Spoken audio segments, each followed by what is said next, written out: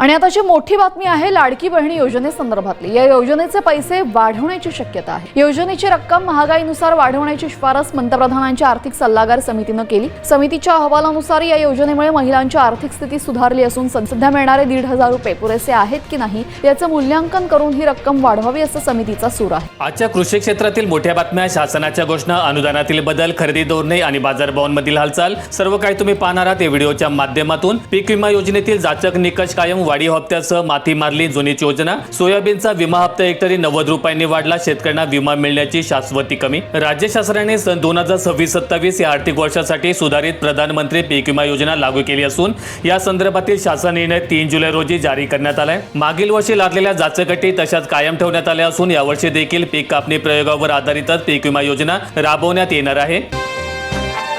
घाटमाथ्यावर पावसाचं धुमशान, राज्यातील 305 मंडळे जलमय, मराठवाड्यासह विदर्भात पावसाची तूट कायम। मान्सूनच्या सक्रियतेमुळे राज्यामध्ये घाटमाथा, मध्य महाराष्ट्राचा पश्चिम भाग तसंच पूर्व विदर्भामध्ये मुसळधार पावसाचा जोर कायम आहे। सह्याद्रीच्या घाटमाथ्यावर पावसाने सर्वाधिक कहर केला असून लोणावळा येथे राज्यातील सर्वाधिक म्हणजे 670 मिलीमीटर पावसाची नोंद झाली। मुंबईसह कोकणामध्ये वादळी वाऱ्यासह पावसाने दणका दिला।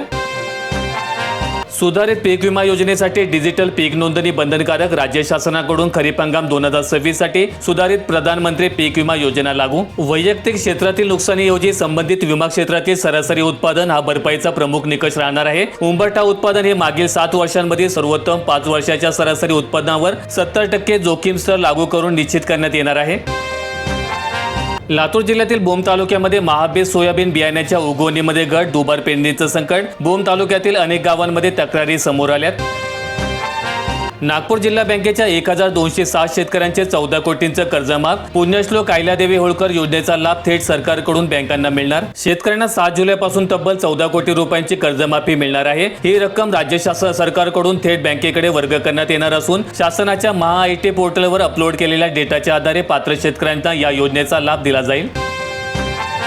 मोबाईल रिचार्ज लवकरच महागणार, दरवाढीची 12 ते 15% शक्यता, प्रचंड गुंतवणूक। रिलायन्स जिओ, भारती एअरटेल आणि वोडाफोन त्यांच्या मोबाईल दरांमध्ये 12 ते 15% पर्यंतची मोठी वाढ करण्याच्या तयारीत आहेत।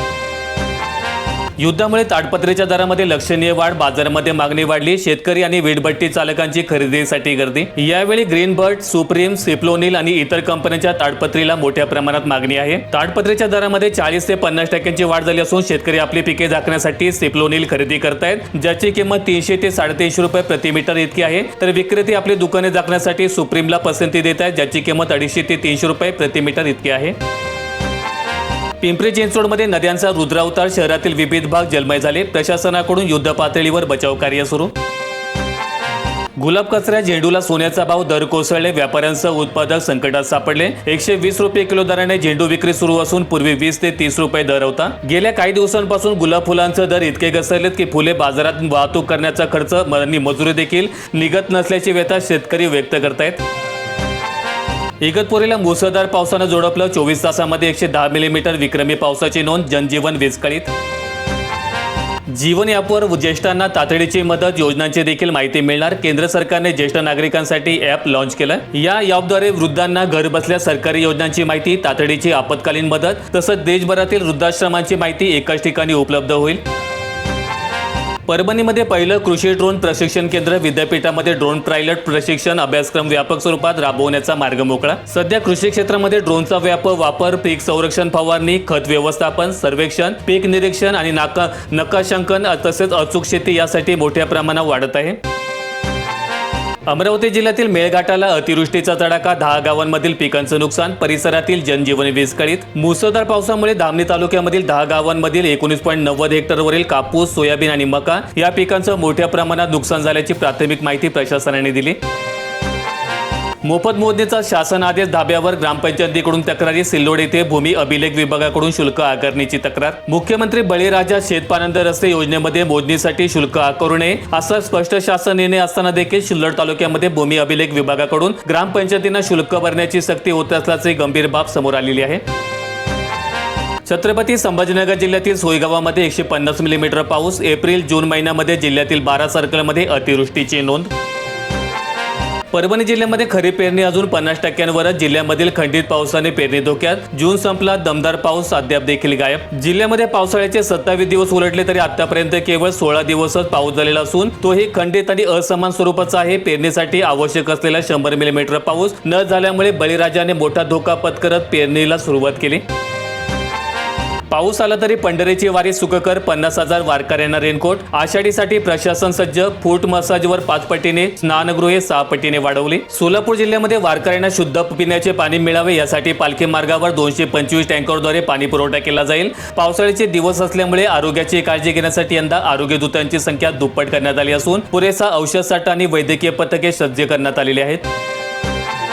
नाशिकमधील 11 धरणांनी तळ गाठला. 15 धरणांमध्ये 20% पाणी. पाणी साठ्यामध्ये 28% तूट. हंगामामध्ये फक्त 400 दशलक्ष घनफुटांची वाढ. यावर्षी जिल्हाभरामध्ये मोठ्या प्रमाणात उष्णतेची लाट होती आणि ती दीर्घकाळ टिकली. यामुळे धरणांमधील जलसाठ्यांमध्ये बाष्पीभवनाला वेग मिळाला.